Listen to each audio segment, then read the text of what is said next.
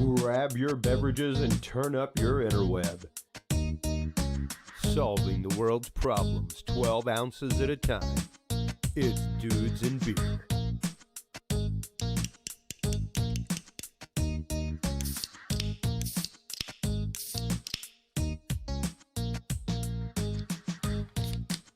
Well, hello everybody, and welcome to the official 5th anniversary episode of the Dudes and Beer podcast.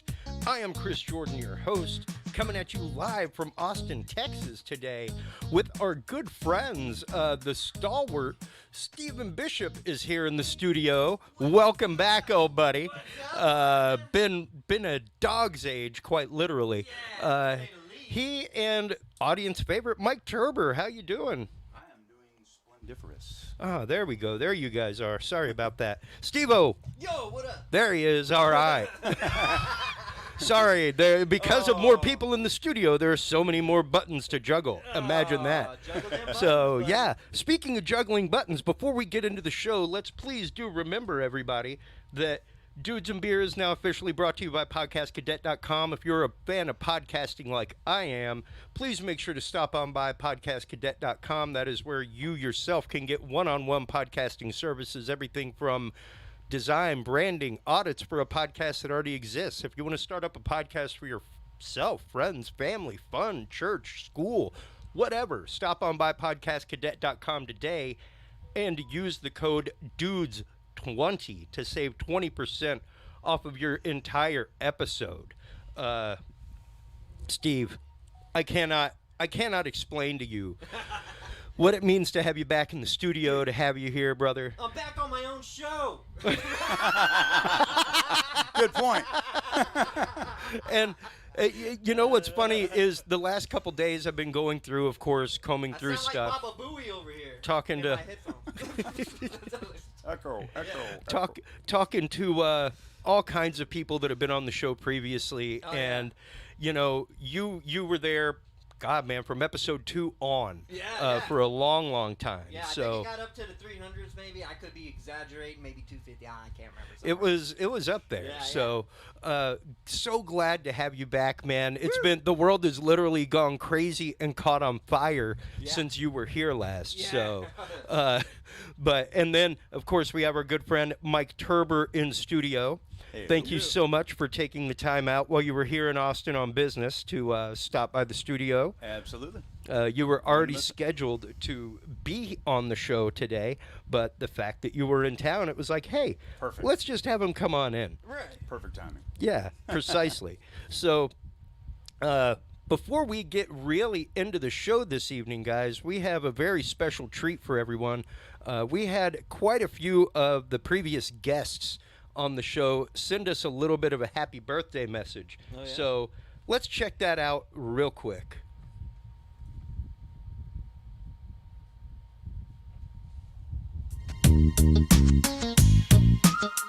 This is Graham Phillips, all the way from England, wishing Dudes and Beer a very happy 5th birthday. And look at this, England. My goodness, it's raining. Whoever would have thought that in England? So, Dudes and Beer, have a great 5th birthday. Dudes and Beer, happy 5th anniversary. Cheers to the next 5 and many more. This is Dr. John Hall in Bulverde, Texas, wishing Chris Jordan and the Dudes and Beer podcast a happy 5th anniversary. Happy anniversary, Dudes and Beer. Hello, this is Sev Talk. Congratulations on 5 years, Dudes and Beer. Chris Jordan, you're doing all of us a huge service by helping to expand our minds, broaden the way we think, and to align with our divine purpose. I thank you for everything you do. I've always enjoyed spending time with you and your listeners, and I look forward to coming back. Happy 5th anniversary! Hi, I just wanted to take a second and congratulate Christopher and Dudes and Beer on their 5-year anniversary. I've had the privilege of being on the show several times, both with my movie What Happened in Vegas and my new one Money Machine, and Christopher's always been fantastic. Great questions, great guy, and great podcast. So I just want to say thank you to Christopher and Dudes and Beer, and congratulations on your 5-year anniversary. Hey guys, Daniel Allen Jones here, wishing the Dudes and Beer podcast a happy 5th anniversary. Such an awesome show with great content, very interesting subjects, and congratulations to Christopher for keeping it going all these years. And we're looking forward to all the great episodes still to come. Check it out. Happy 5th anniversary, Dudes and Beer. Chris Jordan. This is Susan Price, Marine Gold Star mother of Gunnery Sergeant Aaron Kennefick, wishing you the very best. God bless you, Patriot. Thank you for your work.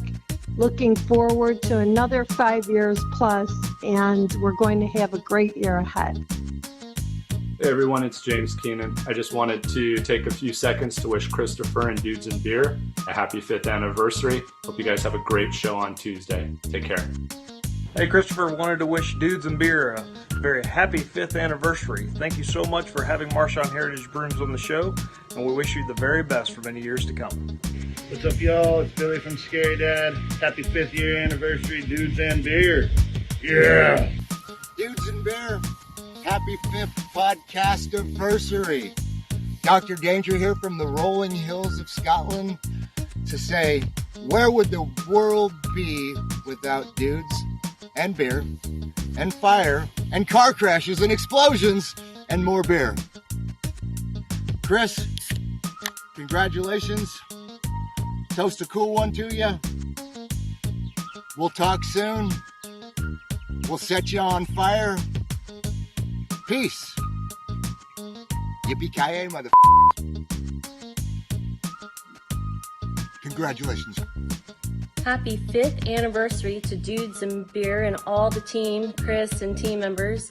Thank you for putting the news out there in such a diverse way and having meaningful discussion where there's my cat in the back. She wants to wish you a happy 5th anniversary too. And having meaningful discussions on your website, that there's another outlet for us to actually have frank conversations, and it's not dictated by one organization or news network, but you're really putting everything out there. So enjoy the anniversary. Keep up the hard work. Thank you for doing what you do. Hey, Dudes and Beer, this is Chris Oglesby from Pretty Cool Art in South Austin. It's always fun hanging out with y'all, and congratulations on all the years. Hello, I'd like to wish Christopher Jordan, Dudes and Beer, happy 5th anniversary. Hey, happy 5th anniversary to Dudes and Beer from Radical Empathy.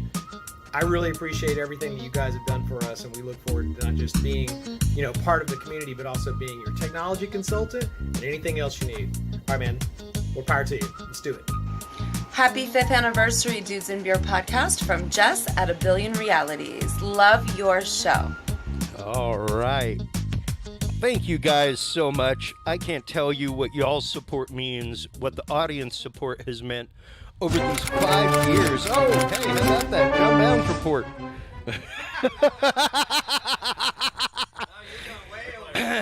There goes. Yeah. So. Thank you. Good night. Thank you. That's it. So, yeah, I mean, just the fact that we have been on for 5 years now. I was talking with Scott Ertz of Plug Hits Live earlier today, and I was like, doing the calculation and everything for what is now 280 episodes, y'all, there is better than 15 straight days of Dudes and Beer content. That's a lot of time. You can literally listen to Dudes and Beer for 15 days straight. And listen to nothing else. I'll get right on that. And I encourage that. I encourage that. Well, I don't know about all of them, but Well, it's either that or Tiger King or whatever the other show is, whatever that's about. We had some interesting discussions back in the day, and heated ones. We had a guy straight up leave the show in the middle of the show one time because it got so heated. He was. It was a good show. He was. Yeah. You were asking the tough questions. That was about the Pulse nightclub shooting. Oh, I was there. Yeah. That was utterly wild. And I remember whenever that happened, that was John Bound that was on actually. That's right. And yeah, it was that was a great episode. It was really good. It was one of those moments where really the conversation itself just got to such a passionate point. He was like, I just can't do this. An argument makes for a good show. It does. But proper argument. I don't think respectful argument. Well, and that's just it. Whenever Dudes and Beer first started, if you remember, Steve, we used to read the rules at the beginning of every show. That's right. Yeah. Because wait, there's rules. There were. Well, I mean, I'm outta here. granted, granted, things are a little bit different now because it's much more of a one-on-one discussion show. That don't match. But yeah, it was the fact of no topic is forbidden, but we cannot call names. We cannot make fun of what somebody believes. Yeah. No personal attacks. Yeah. You know, I had that same rule on one of my sites, and that was important. Exactly. Game Because changer. otherwise, you're stymieing conversation. I mean, we've had this conversation on the show before, Mike. 500 years ago, the Earth was flat, and to say otherwise, you were in a whole lot of trouble. Yeah. Let's just say that. Hopefully Jack Saffardi is listening to this. Here's the rules. A little physicist, fun guy I always have little arguments with. Yeah.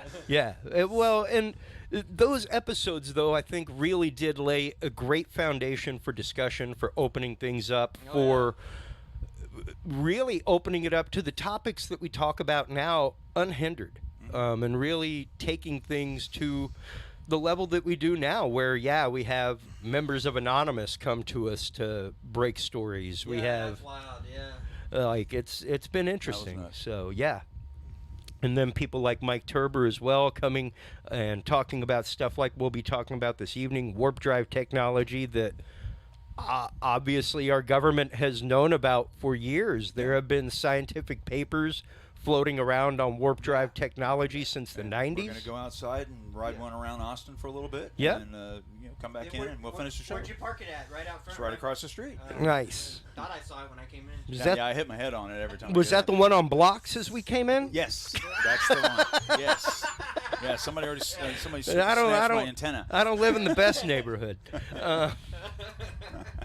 But you know, it's interesting having both of you guys here because Steve and I go way back now, and you being a fairly new addition to the show here in the last year, literally since the second round of stuff started from CNN and basically what we now know is the Office of Naval Intelligence, is who the AATIP program kind of went under, and things like that. So let's go ahead and start kind of getting into the topic here, Mike. Sure. This sounds good. I guess talk about anything you want. Yeah, let's start getting into warp drive technology. How long this stuff has been around, and some of the things that I guess are powering it, quite possibly. Well, that's the question: is for the craft to exhibit the flight characteristics that it does, it has to be able to achieve some ridiculous speeds, and to do so, obviously the space shuttle had to have tiles, various other craft have to have all these different things to help it handle the friction. But if the craft is not actually moving, and the space and time is what's moving, then you don't have to worry about any of that. That's the advantage of warp technology, because you're basically pulling your inflating area behind you and you're deflating in front of you, and you're basically pulling things to you as opposed to you actually moving through the atmosphere. So there's a lot of questions people have. Why is there no sonic booms? Why is there not a trail of incredibly ionized and plasmas, gases and stuff? So, and that might be the answer. Whether or not I know 100% if that's the answer or not, I don't know, but I'm working on it. Yeah. Well, and that's just it. Right now I'm actively bringing up, as you were talking about the concept of, here is the patent right here for the Alcubierre warp drive that I'm bringing up on screen as we speak, everybody. And you can see the actual full-on patent here. Feel free to go on to dudesandbeer.com/knowledge to hit up the knowledge vault. Head over to the UFO area, and that's where you'll find all this, folks. If you come over here just hit up the Knowledge Vault and then hop down to UFO and Paranormal. And these top links right here, Mike sent in a great Nimitz FOIA request also that we'll be getting into. But these top documents here, all the way down to the TR3B patent, will be the stuff that we're talking about tonight, because some of this, like Carrot Q486, really goes back a long way as far as, like it says, the little title, commercial applications for research for extraterrestrial technologies. Well, the interesting thing about with Miguel's patent, with what Miguel has done, is he did the one paper and then hasn't done anything since. Didn't really have to, because so many other people came on board behind him and basically furthered his work along to make it actually work. And that's what makes the warp drive technology impressive, and what actually got him to do it. An episode of Star Trek. Right. Of course. True. Always, right? I don't know much. And like right here, this is what's really funny, Mike, is the whole apparatus that I was sending you the video of with the Tesla coil and all that fun stuff. I had the dream about that shortly before you sent me this document, and it was like, wow, okay. It was like, all right, I see schematics. So yeah, I've been trying to at least build around for cameras and right. Who do you used to work for, Mike? Yeah, I've literally been trying to build my own micro-sized version of this, just to see what can happen, just to see what can be done. Well, I used to manufacture stun guns, and so doing those, you can imagine all the different little things that we would try to create to make them a little more powerful, or just to see if we could zap someone from across the room, with something handheld.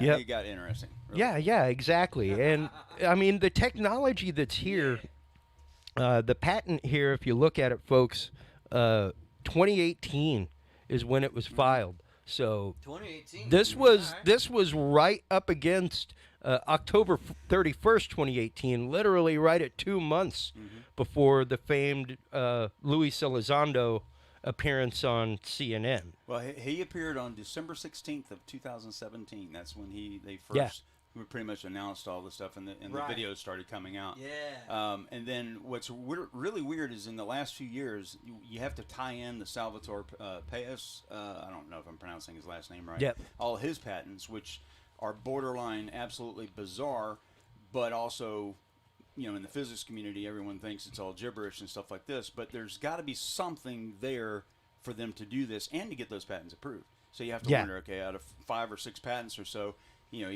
this one guy has invented or has patented basically a compact fusion reactor.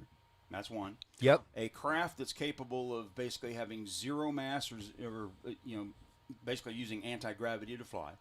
And then he has superconductors. He has all these different patents that basically any individual patent on its own would be worth a Nobel Prize. Yeah. But he's got 5. Yeah.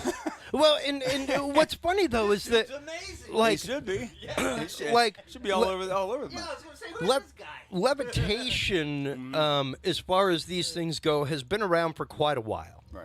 I mean, we've known about electromagnetic levitation. We've known about being able to basically repel gravitic waves. But you're faking it when you're using magnetics. What this technology does is basically using a repelling gravity. So that's the advantage of utilizing that, is that you're just like a magnets. When you put the two poles against each other, how they push each other apart. Yeah. You do the same thing with gravity, and you'd have repelling gravity using negative energy, and that's essentially what you're doing. Is the problem is actually creating the negative energy to begin with, which kind of can easily be done, but not at the quantities. Are there gravitons in there? Well, that's what we don't know yet either. I mean, gravity itself is a theory. You can ask any flat earther that one. Yeah. Well, I mean, it is a working theory, absolutely, and we find out new things about gravity, new properties of gravity, new ways to cheat gravity all the time. I mean, when you're talking about the fact that we, in 2012, actively teleported light. For the first time in a laboratory like that's a big step. That to and working with entanglement and things of that nature. I mean, those borderline on the bizarre, but they're real and they actually happen. When you have two particles that are essentially mated together for some reason, but no matter how far apart you put them, you Yeah. know, they'll still interact with each other. Yeah. That's amazing. I thought that was Exactly. And Yeah. and just to go through and read it right here, folks, you can see where it starts talking about the most bizarre possibility for meeting Earth's power and propulsion needs. It's absolutely wild stuff whenever you're talking about quantum vacuum engineering and literally creating. That's your energy. Yeah, like you're basically the concept is to create a vacuum of time space in front of you. Right. That's basically instead Pull of you, because of course you're going to be able to travel faster that way with less resistance than if you're being actively propelled from the back end. Well, effectively at that point, you're taking, you know, space and time is relative. So you're taking an object, and instead of moving the object through space, You're moving you move the space around it. around the object. Exactly. Which is a very hard concept to conceptualize for people in their mind, because you're thinking, I saw that craft move. Right. Okay. Well, it looked like it was moving. Yeah. But it was really Precisely. you were moving, and they're like, yeah, it's really hard to grasp sometimes. But once you get some of the basic fundamentals down, it starts making sense. Yeah, and I mean, just going through the last week or so and reading through all of these, it really was the concept almost of like a traveling wormhole. It's almost like the concept of that, where it's like you're not necessarily bending space-time, but you're warping it around you. Well, that's where a lot of people have a problem with the latest, like the Navy revealing of the 3 different videos that show those craft, and everyone's saying, yeah, gimbal, go fast, and of course the tic-tac. And so when they observe these objects moving at 35,000, 250,000 miles an hour through the atmosphere, the first question that goes in people's minds, obviously no one could be piloting in it. Right. Yeah, they could actually. Sure. Working in quantum field theory, you could definitely do that. And also, how could it do that without creating sonic booms and burning up things in the atmosphere, plasma trail, all these different things? But that's where quantum physics comes in, and it actually answers a lot of those questions. But getting the equations right and getting it actually down into application with the materials necessary to make it, that might be another thing. Yeah. Well, and that's just it. I just popped those videos up real quick. That is actually all 3 of them put together there. And that's what we've had looping down in the bottom of the screen. And it's really interesting because, you know, it's rotating. Here's Fast Mover that's just insane. I mean, how he was even able to, I mean, don't get me wrong, I know that there's tracking technology on their camera, but to see him actively track onto an object that's moving that fast in real time while he's piloting a plane is just mind-numbing. Well, here's what's weird, and especially most people are familiar with the case of the Tic-Tac. The Tic-Tacs came in over Catalina Island at about 80,000 or so feet, but that's the top of where the radar works. And there was more than one. There was quite a few. 14. Right? Yeah, 14 is what they were tracking that day, according to Kevin Day. And these objects, when they were dropping, they would drop from 80,000 feet to 28,000 feet or 28,000 down into the water. And at such a speed, 0.78 seconds to go from 28,000 feet to 0 feet, you're basically... That's beyond free fall. Yeah, you're moving. Yeah, a little bit, just a tiny bit fast. A little bit. So could a person pilot it at that point? If you look at basic physics and just go, no one could survive that. They'd be jellified. A pilot in a plane can't handle over 9 Gs, and we're talking about this thing handling 800 Gs or more. So no, a pilot wouldn't be able to stay inside that and deal with it. However, if you work it into the warp theory and quantum field theory and things like that, you would have no effects of gravity at all. So you're effectively, keep in mind, you're sitting still. That's right. You can be in there while you're pulling space towards you. That's right. And all that. So that allows you to fly in this thing and not feel the effects of it. Well, which also is how it works on Star Trek. And that's what you have to remember, folks, is that since there is no propulsion and you are moving space around you, no G's. There are no G's. There is no gravitational effect on the pilot. There is no chance of blacking out. things like that. And of course, we've had the conversation before because there was the investigator who talked to Popular Mechanics, who said that they very evidently look as though they are piloted via AI. Correct. And I've been talking to her as well. Now, some of the things of AI piloting these crafts would make sense, because obviously at the speeds that it would be attaining, because you have to relate it to something people can relate to. Right. Obviously, if you're moving space and stuff around you, you're not really moving anywhere, so trying to explain that's a lot harder than say, where you're effectively moving at X number of miles an hour. That makes a lot more sense. But then the mind starts playing, and it's like, well, what happens when you stop? You're splatted against the wall. No, it doesn't have to work. No, because you're moving space around you, you're not actually moving. Exactly. Wow. And that's why it's so hard when you see all the comments on there. People, they start saying, well, no one could be in the craft, or the craft itself couldn't handle it because it would have to overcome those number of G's, and it'd have to be made out of metamaterials or whatever. Not really necessarily. We have the technology today to do that. Yeah. So now we just have to see if they're actually doing that and try to They're trying to play by rules that don't apply, right? Well, they make up their own rules as they go along. It's the intelligence community, it's the government, so they get to do whatever they want. But as far as making up the physics rules or whatever, no one's breaking the rules. That's what's interesting. Because people think, they're defeating the laws of physics. No, they're not. They're actually working well within the laws of physics. Yeah, precisely. Yeah. And it's within the gray areas of physics, but no different than any observed particle. Because we already know that technically, guys, like I love both of y'all in different ways, even though we're all men. Yes. My electron field is like mixing with people in Indonesia right now. The fact that y'all are physically here is still kind of a theory by all means of physics.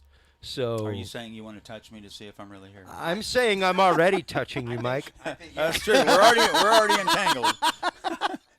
Pinch me, Steve. We're already quantumly entangled, and that's just it. True. Once you start realizing that, once you start realizing the physics of the fact that the electron is moving so fast that you're literally willing it to stay still as the observer. Like your mindset of, I'm going to take a picture of this moving electron, you cannot literally predict where that electron will be, but you can still take a picture of it. And it's almost as though that electron... But if you do take a picture of it, it will know, and it won't go through that other slit. That's right. That's right. And it's weird. It's like a chaos theory. That is one of the most bizarre things ever, to have that type of a experiment set up, that where if you observe the object, it will actually behave differently than if you don't. Yeah. And that's bizarre. Yeah. But it's repeatable science. Absolutely. It is absolute truth. And people forget this. And you hear people out there, well, let's talk about science. It's like, you realize that science is actively pretty close to magic whenever you start thinking about it. It's unpredictable. And it's more the fact of you can influence it. True. Which is why a lot of science really is kind of invalid, because you're not supposed to have, you're supposed to have an expected result, but not be going toward that expected result. And most of the time, scientists approach things with very much a confirmation bias and the fact of, I'm trying to disprove this. Right. Well, they're expecting a certain result based on what their knowledge of the physical universe is or whatever, and they're not taking into account all of the things that we pretty much shun away a lot. I'm not a known debunker, but there's some things I just can't figure out either, and some things have happened to me that I can't explain. And when you start looking into that, you start wondering, maybe we are actually how many times have you picked up the phone and knew who it was going to be before you picked it up? All these different things that happen to everybody, and then it goes on, surreal levels with some people that are really in tune with that. Whatever they have. So, well, and it's interesting because I contacted Caroline Corey, who is one of the world's most renowned researchers in ESP, paranormal, things like that. When it comes to the way that we interact with the world and manifestation. And her new movie, Superhuman, folks, I'm not getting any money for this. I'm just telling you right now, if you ever watched What the Bleep Do We Know and you were impressed, go pay $10 to watch this movie. It'll smack What the Bleep Do We Know in the face. Straight up. Because as opposed to a bunch of quantum physicists just talking, they actively show lab experiments. Right. They actively show lab experiments where intent alone affects the electrical conductivity of DNA. Right. Oh yeah. I've heard about that. And when you start talking about that, when you start talking about raising the hydrogen level in water and changing the alkalinity of it. Yeah, just a minor change. No, Changes dude, everything. no. That's what the guy was saying, was like, typically the variation here would be 0.01. Like in an hour or so, maybe. So if you can move it by 0.02, that'd be cool. No, bro, she moved it by 0.1. That works. Whoa. And within minutes. So yeah, it really is the fact of we're dealing with strange things, and when you're dealing with strange stuff, you really do have to be ready to kind of throw concepts out of the window. It's hard for us as normal people to accept that, hey, wow, we may be able to create a quantum vacuum of space-time and pull something instead of propelling it. Yeah. And not only that, you're using quantum vacuum, you can pull the energy from the surrounding, effectively, environment. So the to E help equals power MC you. squared means that essentially to achieve the speed of light, you would have to utilize all the energy in the known universe times 100 or whatever. But if you start applying different types of field theory and what have you, you can drastically reduce that number, which is where Miguel's patent was advanced to, Harold, I think it was Harold White at NASA, at EagleWorks, where they actually expanded upon that to get the power requirements down. And then it even went a step further with the Alcubierre Froning type warp drive, which even goes 10 steps above, and that has a deflector shield and everything on it, and nothing can interact with it. It's pretty amazing stuff, because that becomes pretty interesting. I think you're going to want to see that one. Yeah, and once, I guess it's really wild to see all of this start coming to light right now. I know we've had numerous private conversations about the way that things become declassified, the way that they come to public knowledge, and even just to see the soft disclosure, because Stephen was there. We covered it. Which one? The first disclosure that happened a couple years ago. Whenever I came back from Christmas with the family and was like, did you see what they released? Exactly. Did you see this? I remember that episode. And then about a year later was the second episode you were on, whenever they did the whole raid on Area 51 and all that kind of stuff. And that was really the second round of soft disclosure from the government, where they basically said, like, yes, these videos are real. Like, it took them a year of them being out to say, like, yeah, these are real. Yeah, and there was a lot of controversy around that, too. There was controversy over how Lou Elizondo from TTSA got the videos out in the first place. Whether or not he was allowed to actually show them to anyone, because the forums actually say you can share this with contractors only, but no, he goes straight to the public. Everybody gets to see him, no problem. And he still has a security clearance, and I don't. Damn it. I'm like, wait a second. That's not fair at all. How's this work? So, but, well, and what's interesting, we've talked numerous times just about the fact that he still holds security clearance. Numerous people at To the Stars Academy still hold security clearances. Sure. I haven't noticed a change, though. Yeah. I'm still getting the same information. Hey, that's all that matters. Nothing has slowed down. Nothing has slowed down at all. Yeah, I just left Plant 44 day before yesterday. Yeah. So, Nice. that was a lot of fun. Well, and here is that actual footage from Luis and Pentagon CNN. military official who ran the covert government program up until this last November, Luis Elizondo. Luis, thank you so much for your time tonight. I mean, first, tell us what the purpose of the program was and why it was so secretive. Sure. The purpose of the program, Advanced Aerospace Threat Identification Program, was really designed to do just that. From a national security perspective, identify those things that we see, whether we see them electro-optically, we see them with radar, we see them as eyewitness reports. through a myriad of different ways and avenues that we receive the information, and try to ascertain and determine if that information is a potential threat to national security, in a nutshell. So what did you find? Well, we found a lot.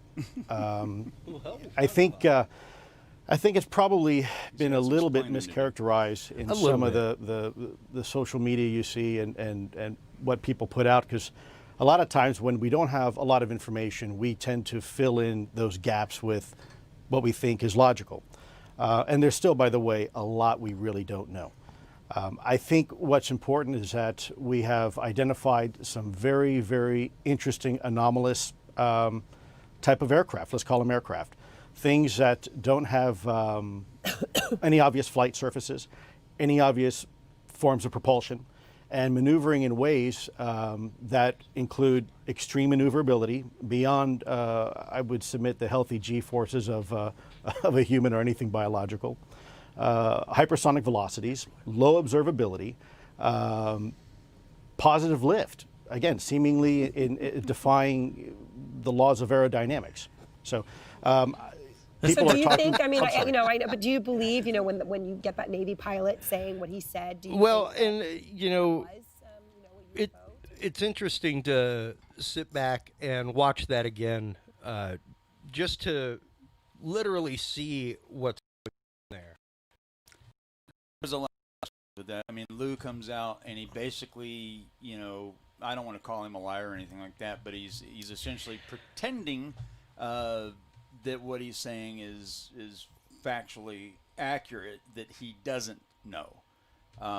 And if he's, what were they doing for the 5 years or so that just like another Project Blue Book, you go out there and you say, oh, swamp gas, okay, yeah, we'll use that one. Yeah. But they weren't really explaining things out like the same way. But the questions that come up in mind, keep in mind, like with the Tic Tac event and the Roosevelt event, with the Nimitz and the Roosevelt, you had a aircraft carrier that had just had its radar changed out and was upgraded, and now it can see these things. Okay. Yeah.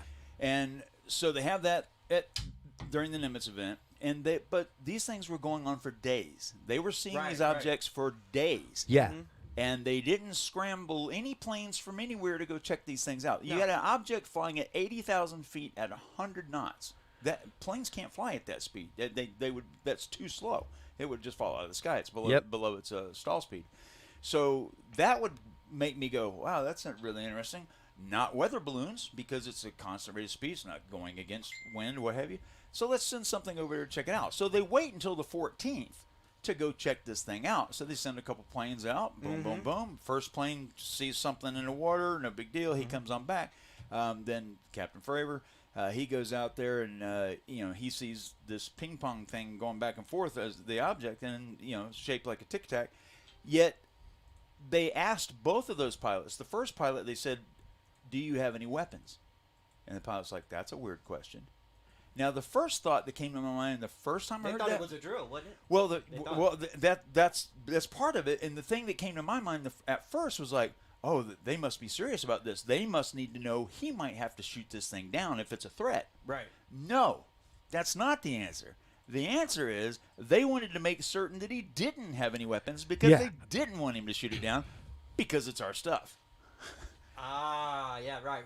Which is what we've been saying this whole time, is that it really rings much more to the fact of of it being a cross-training exercise, unbeknownst to people. Exactly. And of course, I think in that same event later on, wasn't there a helicopter that landed on the aircraft carrier? Yes. Yep. Within 12 hours of the incident, you had a helicopter that landed. They COD'd on.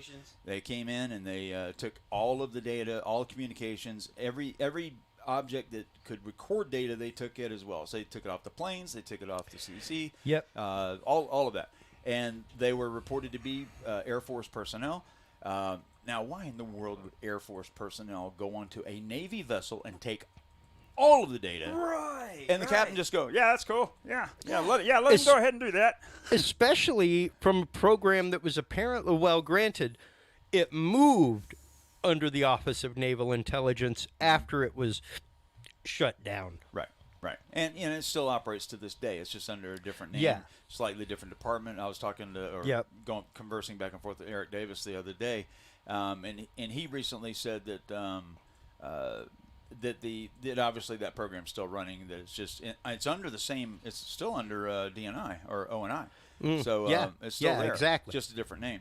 It's just like what they did with UFOs, because they had people doing FOIA requests, and of course your FOIA request says UFO, and everybody that gets a FOIA request is going, ha ha ha, I don't have to do anything because they're now called UAPs. That's right. That's right. I'm sorry, we have no data regarding UFOs. That's right, and we can be factually correct about that. Right. And speaking of that, offhand, let's go ahead and bring that up on screen, because we do actively have the FOIA request from the Nimitz encounter. And there is some really nifty stuff in there. Let's go ahead and bring that up from our knowledge vault. Yeah, now the interesting thing on that is when you look at it, the second paragraph down, and let me pull mine up here, I'm going to take a look at that. If you look at the second paragraph down, you will see a certain phrase. There you go, Mike. Yeah, I got it. Oh, perfect. Wow, impressive. So basically, it's telling the person doing the FOIA request. Now, this was before the release of the videos. This is. Absolutely. This is emailed December 30th, 2016. Oh yeah. Right. So the answer was, I think, in January.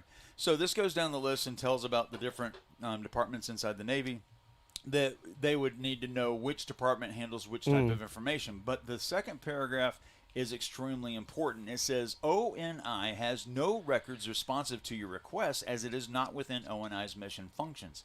The information you have requested would more likely be under the purview of the Department of Air Force. So basically, that's them saying, we don't have the data, we gave it to these guys over here, the Air Force. So essentially, now that could be taken both ways. You could probably read into that and go, well, that's probably them passing the buck. Right. Or it's someone sitting there going, I'm kind of tired of these things. Just go to the Air Force, dude. Leave me alone. So you have that there. So that might be an indicator. No one's really brought that information up. But, when it comes down to it, there's very few ways this could happen that would make sense. My understanding that I have since researching this, and also with my source that made the briefings back in 2005, the way this came about was apparently DARPA was developing some of the technology with some of the universities and some contractors that they had worked with, and that technology was pushed over to Wright-Patterson, and Wright-Patterson is where your Air Force Research Laboratory is. I love it. Yeah, and then apparently they worked together with Navy's research laboratory, but the Air Force's program was a little bit more advanced and a little bit more on schedule. And so they wanted to test this real world. They'd already been testing it apparently at Area 51. They have phased radar all over the place, but now they're going to upgrade the Navy vessels to have this upgraded phased array radar, which it's an old radar technology, but it's just super advanced at what they have now. So let's explain what phased radar is, because I think a lot of people out there may know what traditional radar is, watching, Al Roker and the Doppler report on ABC Monday mornings or whatever it is. Exactly. I don't know. It's a NBC, CBS. He's an alphabet something. Al Roker in this submarine over here. Yeah. So the way phased array radar works, as opposed to the other radar, other radar does a sweep, and normally it's around 6 to 9 seconds before it does a full sweep. So you've got a gap in between the radar returns, and you're basically sending out a signal. You're waiting for the ping to come back. Yeah. With phased array radar, you don't really have that. You're sending out pulses continuously, and it's just a wide spectrum beam, and it goes out, and you have a live picture of what you're looking at. And you can also track objects pretty much no matter how fast they're moving, except they're having a little trouble with the tic-tac. But these objects moving through space just depends on how fast the modulation is and how fast the return comes back, and the computer processes it and turns it into an image that an air traffic controller or somebody in combat can take a look at and make an assessment to see what it is. But that's the advantage of phased radar. So when they upgraded the radar, these things which apparently previously were not seen were now being able to be seen. Well, it just happened to happen as soon as the Nimitz gets its upgraded radar. Boom, 14 of them. These things start popping in. And they were, and Kevin Day actually stated that he didn't report or didn't think that they were such a threat at first because they were just moving along at 100 knots, no big deal. Right. If you see something at 80,000 feet moving at 100 knots, I would still think it's a big deal, even though it's slow. But they still didn't view it as a threat, and he had been training the guys that were on these. But see, here's my issue. You literally just saw something. Yeah. Going 100 knots, which is just under 100 miles an hour. Yeah. At an altitude where technically the air's so thin. It ain't no bird. No. Right. It ain't no bird. No, and it's not a weather balloon because it's moving against the weather patterns. 14 of them. Yeah, that was on the day that they actually finally did scramble because Captain finally said, "Hey, Captain, can we send somebody out?" And the captain's like, "Yes." And so they send out the aircraft. The aircraft comes back. Boom, boom, boom. They finally send out a third group of planes. You have the first plane that's already out there doing a maintenance check. It sees a disturbance in the water, no tic-tac. It comes back. Then you have the second group of planes, which is where Captain Fravor was. And it sees the tic-tac, and then tic-tac circles up and takes off and is over the horizon in less than 2 seconds. So they say, okay, that's crazy. Yeah. But no one had cameras. And Captain Fravor was also asked, do you have weapons on board? Yes. No. I do not. Right. So then they send out the third planes. They go out and they have the at-FLIR pod, which is your targeting pod, and it was able to capture it in the visible spectrum and in the infrared spectrum. So, the objects are real. But keep in mind too, the only time these objects are ever seen, we hear about 14, but you only see one at a time. Right. So my question at this point, which is a new direction I'm kind of going in based on some information I got 2 days ago, is that this may be a mixture of actual objects and virtual. And, that's really interesting. Number one, James Samaj, former guest and listener of the show, is talking about the whole quantum vacuum concept and saying, like, so that's why G-forces don't make a difference to the pilots of these craft. Right. And it's interesting that you bring up the fact that it's virtual and that there may be a virtual component going on. Right. Because I know we've had the conversation before, both on air and privately, about the conversation I had with the owner of a decently large media outlet regarding such things. Right. And when it was shortly before I had you on the show the first time that I'd contacted him to be on. Right. And I was like, I've followed your work for years. You do some of the best documentaries on this out there. I would love to have you on my show. And he was like, I would love to come on your show. I just don't make public appearances anymore. Radio, TV, I just don't do it. There have been too many people who are researchers that have met with unfortunate circumstances. Yes. Too many, like, straight up NASA scientists. I remember when that happened and we contacted him, or you contacted him. who have met with strange circumstances, and I just cannot put my family through that. Right. But my contacts that I have in the military and in science are telling me this: that should any disclosure come about, it will either be under the guise of them coming to help or the guise of an invasion that will be fake. So the fact that you bring up virtual to me is very interesting, tying those two things together. Right. And I think that it's really interesting that these new revelations are coming about right now.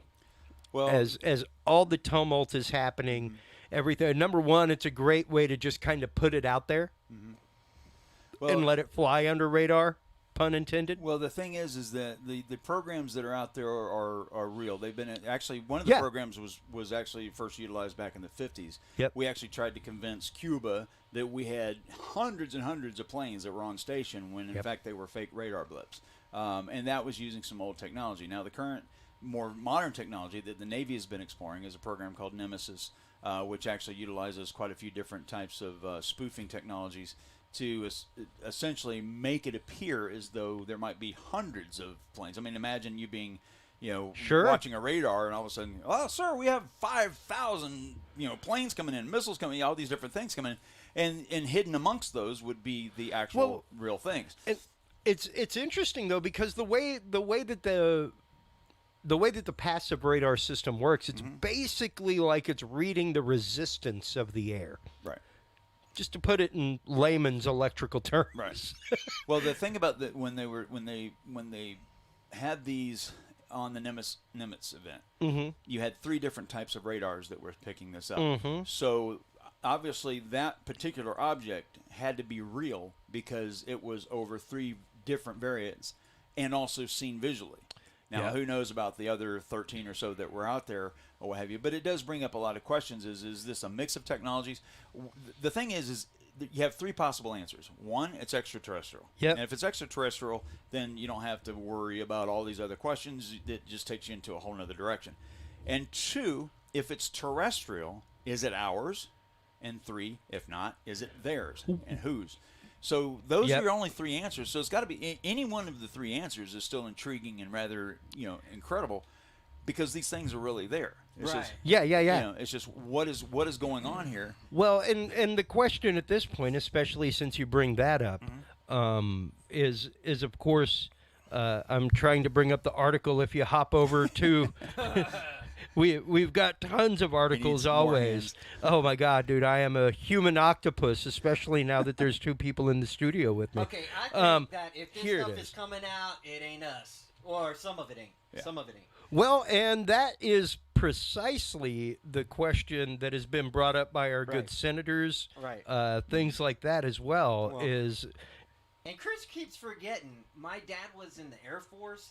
And he said he was in charge of a room. He was Air Force Intelligence, in charge of a room that listens to stuff from outer space that's not from us. And that's what he said. Is he in New Mexico or up in Colorado? He passed away, but he passed away in San Angelo. Okay. But he talked about Edwards Air Force Base and various things that the bases you would always hear about, like on the when you watch these things, And so he just dropped little hints. I was like 13 years old or something when he was dropping these hints. And I wish I could have asked more questions back then. But now he's gone. But he was just such a blank face when he was saying these things. And I'm like, okay, but it's like no emotion. I'm like, this is I got the feeling from him he's talking about not us, and it was interesting. I'm like, wow, this is. Wow. Well, the thing is that what I'm bringing forward as far as my theory is what's going on with these particular objects of the 3 videos that we have is that they're ours. And the reason why I say that is if we just let's remove anything, let's remove my sources.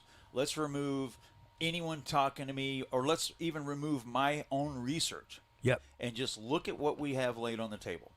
The facts are these events all happened right after an upgrade on radar.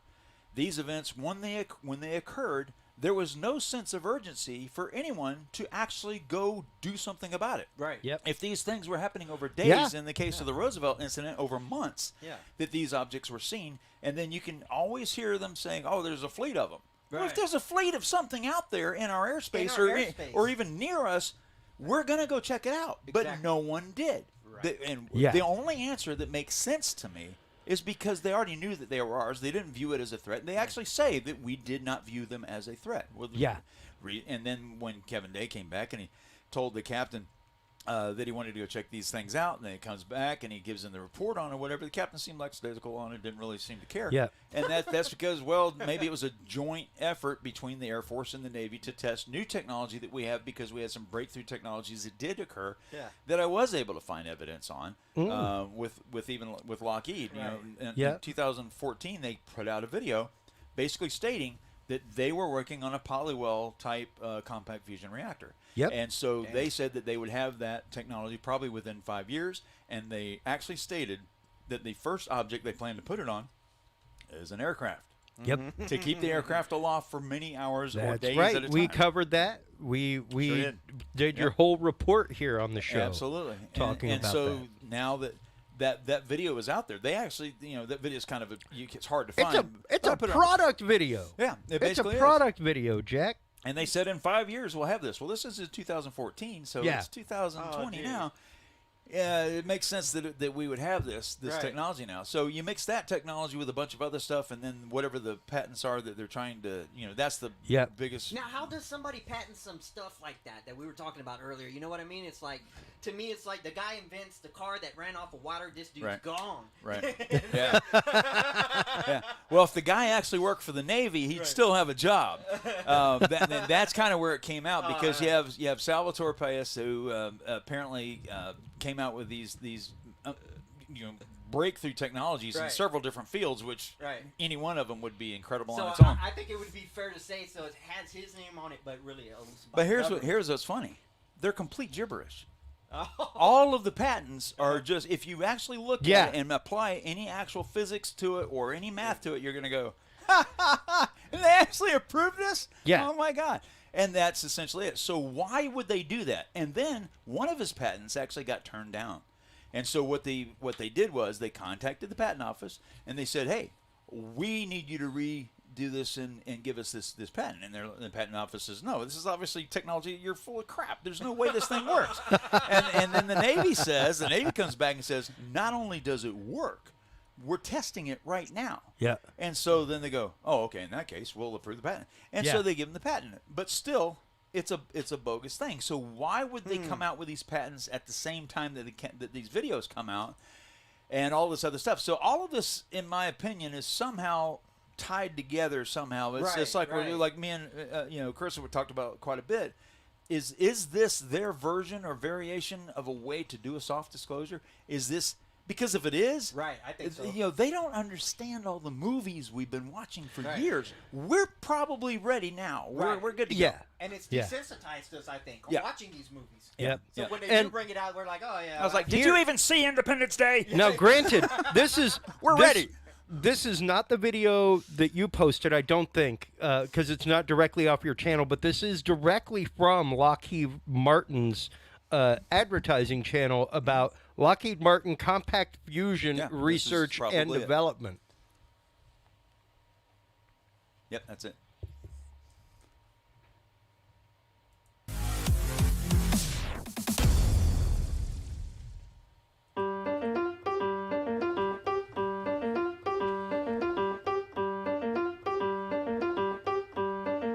And this is some wild stuff, folks. 50 years ago, when people were super excited about nuclear power, we tried to put it on everything, including airplanes. There were some big operational issues. It wasn't safe. Fusion is a much safer option. A next generation of airplanes that doesn't rely on fuel and can just stay aloft, unlimited range, unlimited endurance. That's what nuclear fusion can do for an airplane. So nuclear fusion is the process by which the sun works. If you take a gas and you heat it up, eventually it separates into its ions and electrons. When the ions get hot enough, they can overcome their mutual repulsion and collide, fuse into one piece. When they do that, they release a lot of energy, 1,000,000 times more powerful than a chemical reaction, for example. What we're trying to do is control that reaction here on Earth. We put it in a magnetic bottle that can contain the high temperatures. You need hundreds of millions of degrees. We can release in a controlled fashion that energy.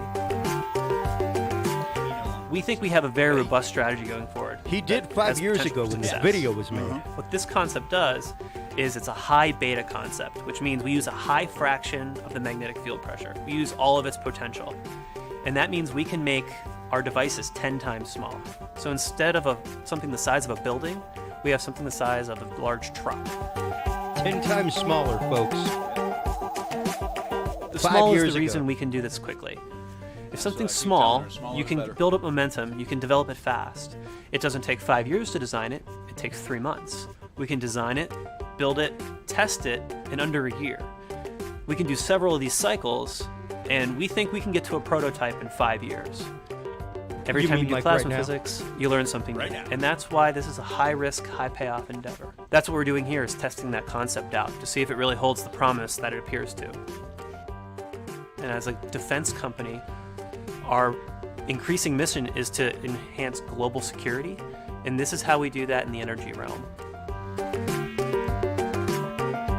The world already does 40 gigawatts of gas turbines a year. The gas line going into that gas turbine, we're going to replace that with a heat exchanger coming off our fusion reactor. We basically use the gas turbine infrastructure completely. We partner with one of those companies, and we ship fusion-powered turbine plants around the world, and we expand that technology. Gas turbines are a huge improvement over other technologies in terms of climate change, but they're only a 50% improvement. We take it all the way. So no emissions, safe operation, proliferation-free. That means we can ship it to the whole world with a good conscience. Now, the old promise of atoms for peace was a noble one, but ultimately flawed because the technology wasn't right for it. We can achieve that grand vision and bring clean power to the world. The true atomic age can start. 10 years, we have great military vehicles. 20 years, we have clean power for the world. Note the military This isn't vehicles online by first. 2100. This is online by the time I can't even retire after we finish this. No, I still have to find another job after this is done. So there you have it right there. He's basically saying that the military is going to get it first. Yeah, you know, precisely. And then we'll put it out to the rest. Well, the thing is that the Navy was actually funding one of the programs with a company called EMC2 or EMC squared. Yep. And that company was given $12 to $20 some odd million to develop a polywell type compact fusion reactor, and then all of a sudden the funding to that organization stopped. Well, the moment that stopped is about the same moment that it started at Lockheed, because they're already there. They have the technology underneath the Department of Defense umbrella at Plant 42. And so all of that stuff is developed within, two buildings of each other. And the thing is that if you have one company, one contractor that's controlling all that. Now, I originally, when I first came out about this story, I had information that led me to believe that they were only made at Plant 42. Well, that's not the case. So apparently this technology has been bounced around between a few different competing contractors, and that now involves Plant 44. And anyone, you can't, if you actually pull up Google Maps, can't even find Plant 44. But it does exist. I was just there the other day, even have pictures here. And now Plant 44 is virtually completely ran by Raytheon. So Raytheon is apparently delving into this, as far as I believe the Navy's variations are Raytheon based, and then the Air Force versions are Lockheed. Yeah. And that makes sense, because that seems to be the going history. That's been the relationship for years and years. The only reason why, literally just about the only competitor that Lockheed has whenever it comes to a weapons program is really Northrop Grumman, and that's because they're the main Navy and Marine contractor. So it's like, if you're doing something for the Army or the Air Force, because one branched off the other, it's Lockheed. If you're trying to look for something for, they're across the runway over there. Yeah, and that was very, very much seen in the YF-22, YF-23 concept vehicle race between Lockheed Martin and Northrop Grumman. All that kind of stuff. One of them was much more designed for the Marines, for hover capabilities. The other, and it's just always interesting to see how those games play out whenever it comes to the contracts being granted. Well, that's when they try to do a joint strike fighter that basically is going to be the answer all to everything, which is kind of what the F-15 was supposed to be, which is what the F-18 was supposed to be, the F-16, all these different variations. Like, it can do anything. We'll just put this on it and make it go do that job, And you ever notice that it just kind of flip-flops from one manufacturer to the other? Yeah. And it's like, okay, we'll throw you a bone next time. You got to spread the love evenly. Spread it around. Keep them in business. Now, granted, we'll buy UAVs from both of you all day long. Well, that's the amazing thing, is because the UAVs are manufactured by everybody. Everyone. The weird thing is that when you go to Lockheed and you look at what they're making, and I think I may have sent you some secret type photographs there you may have seen weeks ago. So you can pull one of those up if you still have it, but if not, no worries. Are you cloning No, I try to deprecate most of those immediately, Mike. There you go. My It's like training just tells me to do that. Enjoy it. I'll send Get you rid those of it. little 5-second timers on there. Yeah. I send secret videos and pictures all the time. Enjoy and get. Yeah.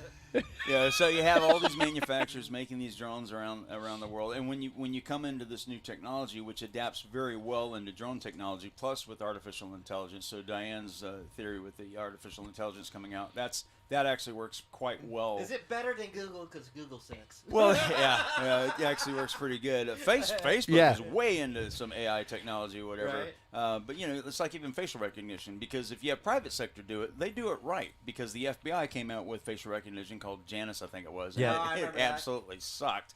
And then, have the casinos, they're contracting with different people, and they can see you right when you walk in the door, and the FBI is like, how are y'all able to do that? Just because, we're buying from the private sector. So that they finally, pushed all that stuff off, and that's where it's at. And that's where we're at with these things. The big question is, and this still leaves the answers, the possibilities open. Did we reverse engineer this from other technology? Because we made such a drastic leap in technology. Exactly. And the other thing is obviously if there was 14 of these things flying around, and if they were ours, they got to be relatively cheap to make. And that's what was actually the direction I was going in, because you can't hide a high dollar item in black budgets before someone pays attention to it. These things, if you just look at their characteristics, or their flight characteristics and what they should cost, your mind would think, well, a fighter costs $15 to $100 million. These things got to cost $1 billion or more, like the B-2 bomber. Not just that, but if you're talking about one of them that has the reflective or holographic technology to be projecting a fleet around them, because where I was kind of getting earlier with the whole resistive concept is that there are actively holograms that can be touched and felt. Yeah.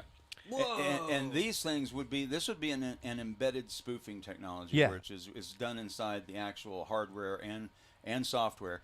And that, I believe, is part of the reason why they came on board the ship to take that off really quick, because if someone really went into it, if someone ran across those lines of code, they would start seeing what's going anything on. Like that. Absolutely, because you could totally AI embed that. You could program that into a passive chip that would take over as soon as it sees a radar signature. Right.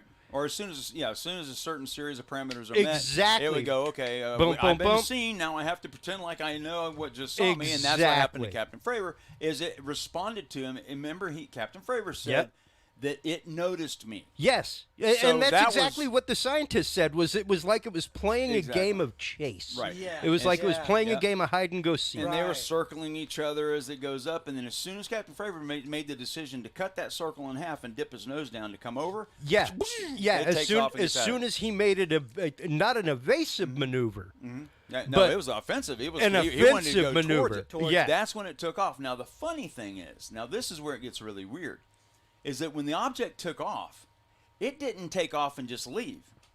It went to the cap point, which is that space. It's called the civil air patrol. Is your air patrol point, and that air patrol point is where the pilots go to meet up. To wait until everybody's there. That's their angel rendezvous. Yeah, it's like a rendezvous point in space where they go, or not space, technically space, but in 3D space. And say it's at 20,000 feet and it's at X number of coordinates. Well, this object, the Tic Tac, didn't appear at the cap point. It appeared exactly on it, like to the height and exactly the point where it's supposed to be. Now that, as though it was following a GPS coordinate. Right, yeah, exactly. Or as though it went there and nanny boo boo. It's like, come get me now. I know you were trying to get me, and I just went to your cap point. Or the whole old Logos command of return home. Right. Yep, exactly. And whoop. Your cursor just goes to the top of the screen. So when you think that out, your mind starts saying, okay, how in the world? Because it's a secret. They don't really broadcast that information out. And so, how would this object know that point? Well, the easy answer, the Occam's razor version, is, well, because it's our stuff. They knew it was going to be, and that was our way of saying, hey, we beat you back to home plate, or it's like you're playing hide and seek or whatever. Told you, I beat you back to home plate. Here we are. And it's just that, and that's to say, hey. Yeah, so about that bottle of scotch. Yeah, exactly. So apparently, and if it was, and now think about this, if it was Chinese or Russian, do you think that we would have just said, oh, whatever, Yeah, Exactly. You win. Yeah, we'll just leave you alone now. No, Right. I would be scrambling all kinds of planes, but they didn't do any of that. Yeah. They had several bases they could have pulled planes from, but they did none of that. That, again, tells me, okay, this is either A, it's our technology, or if you want to get really weird, if you want to bring in the alien component, you could say, or we're friends with them. Right. And we're going to say, yeah, come over here and, you know. Or, we're under full cooperation. Yeah, and that's yeah. just it. And that's the only answer that makes sense. Now, James has rang in again. Is this the video where the craft is docking and interacting with the underwater craft? Because that's actually one that you've brought up that you said if you had 5 minutes alone with Louis, that's what you would ask him about. Yeah, is the craft that are traveling just as fast underwater. Which even more proves the concept of that quantum vacuum technology, because of course, I mean, good God, liquid is like 1,000 times thicker than air. Yeah. So for them to be able to travel anywhere near that speed underwater would require 10 to 20 times the You would thrust. think. Well, the water is In 25 theory. times more dense than Yeah, air. yeah. So an object traveling underwater should go 25 times slower. And that actually occurs when you look at boats, you look at torpedoes Yeah. and things like that. But through supercavitation, you have some torpedoes that can go up to 200 miles an hour and what Sure. have you. But they actually tracked an object going over 550 miles an hour underwater. Which is close to 1,000 knots.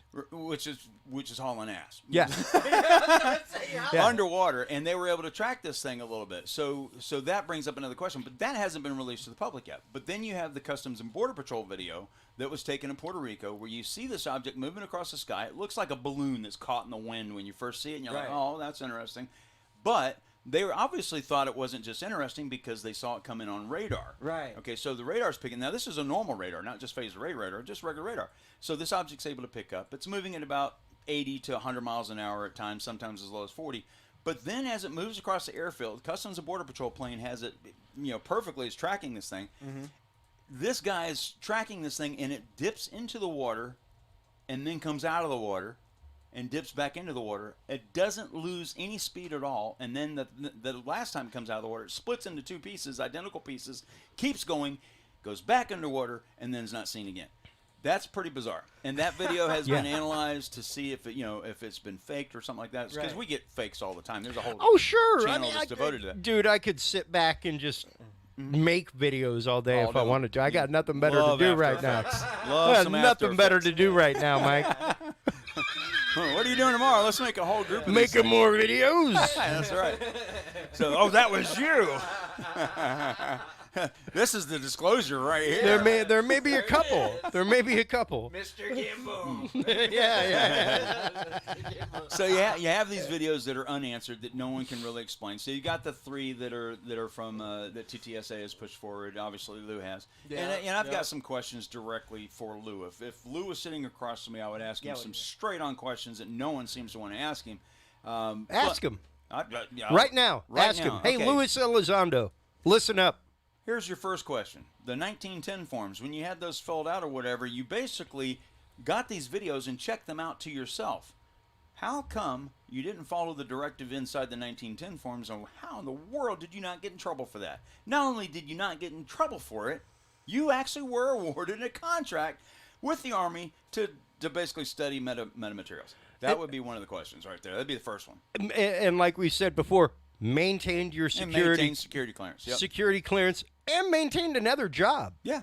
Doesn't get in trouble at all. got moved on to another position. Right.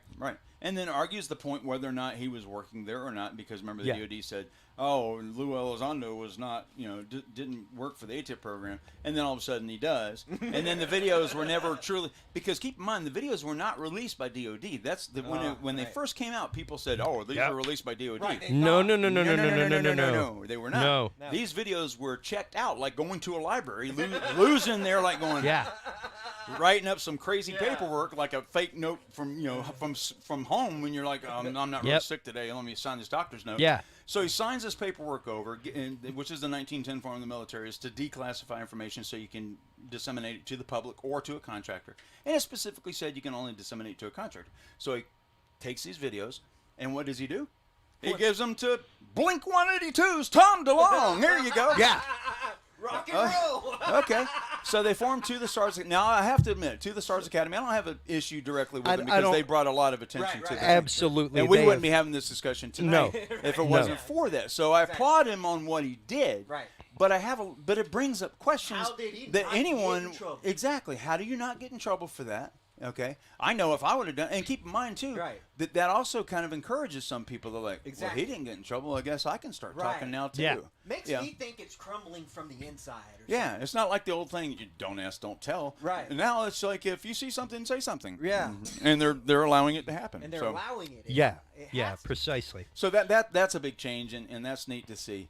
But then the other end of the spectrum is that you look at these videos and you go, okay, you have 3 different videos, 3 different craft, obviously, 2 different places in the country where they are. So the other question I would have is this. If you went out and analyzed these things and you haven't pressed the issue, that was a nice drum beat there. Thank you. I know it was. I was like, dude, I was going to start dancing. Nothing like a little pop filter action, folks. Yeah, pop. So you have these things going on, and both incidents are within all the videos he put out were of videos of objects that were in a training area. Yep. Okay. Every single one of them. Every single one of them, and all of them were after Spy 1B radar upgrades. So you have that, and then you have the pilots are flying planes that have no weapons at all. Okay, and they're talking about seeing fleets of these things, and they're not scrambling a whole bunch of other things. I mean, if I saw something like this, especially Gimbal for me is my favorite. Yes. That thing's wild to watch it fly. It's flying against 120 knot headwind, and it's doing fine, and it's able to rotate in the air. Yeah. And these guys don't look at it. It's rotating. Yeah.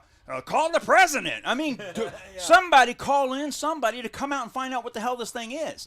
And that didn't happen. Why did that not happen? That's another question I have for Lou. Right. That would be my first thing. I was like, wait a second. These things are flying at will. We're now saying that there's some form of national security threat, according to Rubio is saying. Well, and that's just it. Right now, we do have Senator Mark Rubio out there right now asking whether or not we have to worry about articles about whether or not we have to worry about craft that have appeared over our military bases, and that's just it, because not a single one of those was over a military base. None of these were. Right, no. Not a single one. They were out over open water, over water that is used for like war games and all kinds of stuff. So like skirting on international water, literally as close as you could get to international water without being out in it, so that we're still in our controlled airspace. Should something happen, like a stray round actually be in a gun instead of fake ones. Now, here's another interesting fact. Back during the Tic Tac event, that happened from like November 10th to November 14th or so of 2004. But at the exact same time frame, that whole area was being cleared out because you were having a hypersonic missile test or a hypersonic weapons test. So that was the X-43, which happened on November 16th, 2 days after this event. So they were already down there making certain areas clear, blah, blah, blah, because this thing, once it launches... How convenient, right? Yeah, and so this thing is a basically a hyperspeed missile, a scramjet missile that is able to achieve Mach 9 or higher. And so you have that as a cover. So they're probably thinking, well, just in case, let's go ahead and do this training exercise. And if someone sees this, if a civilian radar picks this thing up, we can say, oh, it's part of this X-43 project over. Now, that's the stretch. That's me bringing something into it that probably hasn't really been brought into it before. But it is odd that that was about the exact same time. Yeah, so. And I just brought up Mach speed on feasible. Screen just so people can understand the concept of Mach 9. You're mocking me right now. Mach is just under the speed of sound. No, well, technically yes, it'd be just under, but the actual term Mach is mostly associated with actual speed of sound, which changes due to temperature, humidity, things like that. Yeah. But at sea level, at 14.7 psi, normal temperature, normal. You're looking at say 740 or so miles Exactly, an hour. exactly. So if you're at Mach 2, you're at 1480 miles an hour and so forth. So they just multiply it up. Double. And the space shuttle, when it came in, it was at Mach 25. Yeah. Coming in at 17,500 miles an hour. So you've got this object moving through the air at Mach 9. And it has to have tiles. It's heating up. It's doing all kinds of crazy stuff. And then it only can function at a high Mach speed. So they had to have a rocket push it to a high speed and then ignite it. And then this thing can take off with no moving parts, which we can actually make one of those. I was looking at this. I was thinking of making, if Justin Vivarka is watching tonight, we can make a rocket engine out of that thing tonight. But yeah, that was always fun stuff. So this object, you're looking at these craft, and the questions that Lou should be answering, are those things, and of course he doesn't have to, because right after he gets out, what does he have? A television show. Right, exactly. I mean, like overnight, he's got a TV show, and you got Chris Mellon you bring on board, you got Al Putoff, and you have all of these people that are great. And I'm not talking about anything having to do with the credibility or whatever. No. But I have an issue that it seems like their agenda is to push the extraterrestrial origin side, because that would be a lot more interesting television show. Disinformation. Well, either disinformation or promotion. Yes or no, because I mean that is part of what the latest report from New York Times has actively come out and said, is that there were off-world craft. Well, that would be Eric Davis actually saying that. Off-world vehicles not made on this Earth is what they've claimed as of right now. The article I have up right now is from National Review. Yeah, how'd they come up with that? That original article actually came out in New York Times, which interesting because Times was the first place it was leaked before it went to CNN with Luis Elizondo to begin with. They are and I hate going down this road, but a known Operation Mockingbird outlet, a known contributor to the CIA back in the day, things like that. They got a way of doing it every time. Okay, so fun things on phones. Yeah, this is a conversation I had with Eric Davis. I'll let you read it. So during this conversation, we were talking about several different things, and one of the subjects that came up was obviously the New York Times article. Interesting. And Eric stated to me, and I won't say the reason why, but I'll say that basically what he says here, which you just read, is that he will no longer be discussing the subject at all. So we're not going to get, what's so funny about the New York Times article is that article. I mean, the big part of the article was what Eric Davis said. Absolutely. I mean, everyone gets to the 22nd paragraph down, and they're like, wait a second, this is what the article should be about, what this guy just said. It's a sentence and a half. Yeah, sentence and a half. A sentence and a half. And then that's it. So you wonder, okay, why wasn't the article weighted towards that? Because that's like a revelation that we actually have recovered aircraft, or recovered spacecraft from wherever. Right. And so that brings up another issue. Well, and granted, he didn't say, we have recovered spacecraft. Right. He technically said that what I've seen is not of this world. Would have to come from off-world vehicles not made on this Earth. Right. And which, it's a fine line difference. There is, and that's where we need the clarification. Exactly. And guess what? We ain't getting it. We ain't getting it. We're not getting it. And so everybody's on there on Twitter and all these other places. Yeah, they're arguing back and forth. I'm sitting there going, I'll just ask Eric directly. It's just click, click, click. Yeah. And he's like, okay, well, it's not going to discuss that subject anymore. Right. And so I get it. I understand the situation. I understand the situation. It reminds me of Roswell 1947 when the first headline come across and they redacted it or rejected right. it. Project Mogul and it was a weather balloon, blah blah blah, and this other stuff. And the government is famous for and everyone knows I used to work for the government. So, but there's the issue that we're from the government. We're here to help you. That's right. Yeah. I mean, I'm not the biggest Reagan fan in the world, but that is one of my favorite quotes in the world. Yes. The 10 scariest words in the world. We're from the government, and we're here to help. That's right. Exactly. So your first thought is... Still gives me goosebumps. Reagan was awesome. I mean, his speeches were just really second to none. Yeah, that's absolutely. So you sit back and you wonder, is the government really here to help us? Well, you ask 100 people, 99 are going to say, what Kool-Aid are you drinking? So you sit back and you go, okay, so we have to actually sift through what's fed to us and figure out what's legitimate, what's not, what am I going to believe, what am I not going to believe, and that's where even somebody that works there, because even being in a compartmentalized security clearance area where you're sitting there and you're going, okay, well, I think I know what this does, but because I don't know what that department over there is doing or this contractor over here is doing, I don't know what this component is going to be added to make it do something else. Right. Well, they only give you a piece. And granted, they learned this years and years ago. They learned it during the time of the Truman administration, during the time of my wife out front. You met her earlier. Sure do. Steve knows her. Not better. She don't trust nobody. Don't blame her. Yeah. I don't trust me either. But also holds the fact of there's no way that many people could be that damn coordinated. Right. Just no way. It's the government. Right. No way. My comeback to that always is don't forget Trinity. Never forget Trinity. Never forget the fact that there were hundreds of thousands of Americans working on parts in factories every day. But it was only one They're going, that were literally what the hell this does. People like my grandmother who were sitting on an assembly line going through and going click next, click next, and those parts were for an atomic bomb.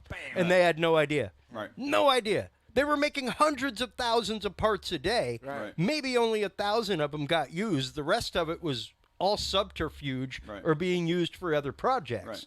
But the fact of compartmentalization in departments came about then.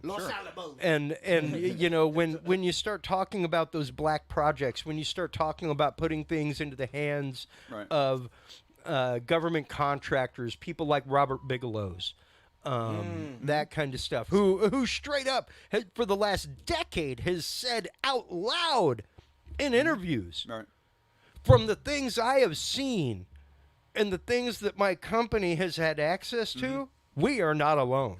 Well, that's where you have the advantage of a contractor like Robert Bigelow, and they get to actually see because he has to put stuff together. Yeah, you know, it's yeah, like, okay, quite literally. These things are coming in, so you have an outside. Too, I think.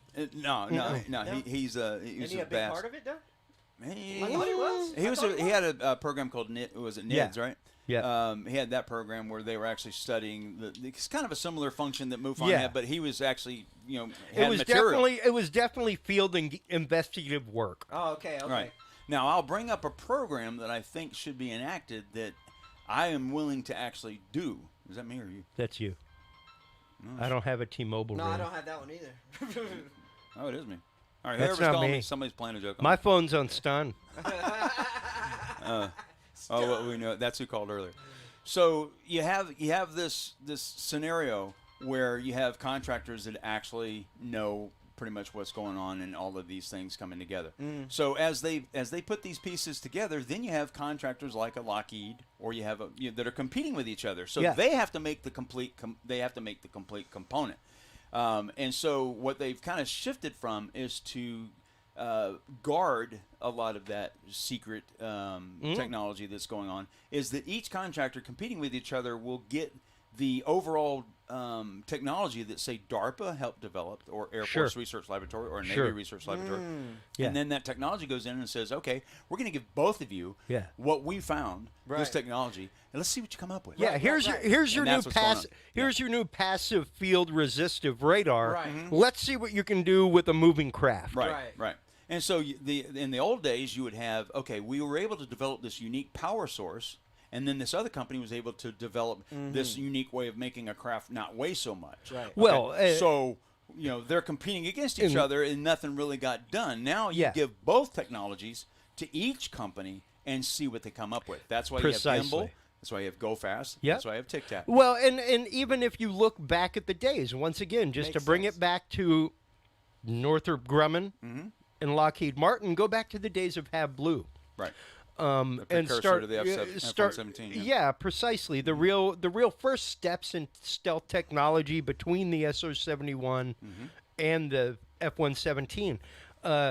Once they were both given the concept of the metamaterial, the things that started happening between both of them, as far as radar cross section, as far as heat dissipation, to be able to be spotted by thermal, they were almost tracking square on with each other, like throughout the project. Right. And the only way that happens is, like you're saying, to be given preemptive access. It's not like, here's what we want, start from the drawing board, come to us with what you got.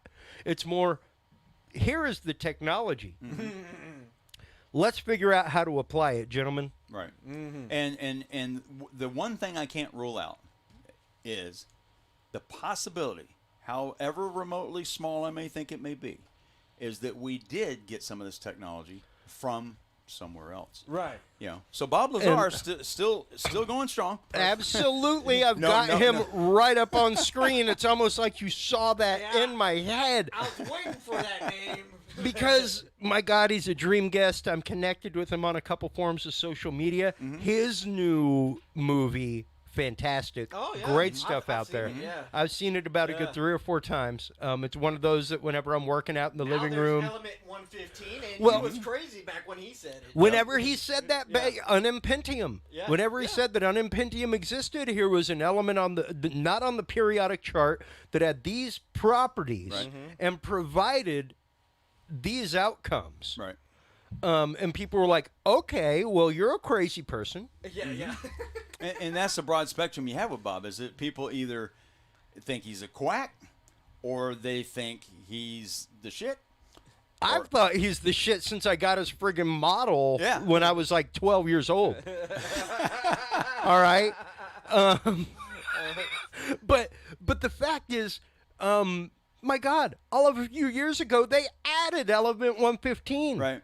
Like, it exists. What is it? Moscovium. Moscovium is what it's actually They called. should call it Lazarium. They should, and that's what a lot of people were They call it saying was that Lazarium. call it Lazarium. Yep. Call it Lazarium. Just call a spade already. Exactly. Come on, the man was right. Right. Admit it. You found an element within the heavy metals, like he was talking about, that fits these properties. Like 115 electrons or something or other. And then of course it's not a stable thing, so you can't hold on to it. It's there and it's gone. Right. Hence the name unimpentium. Right.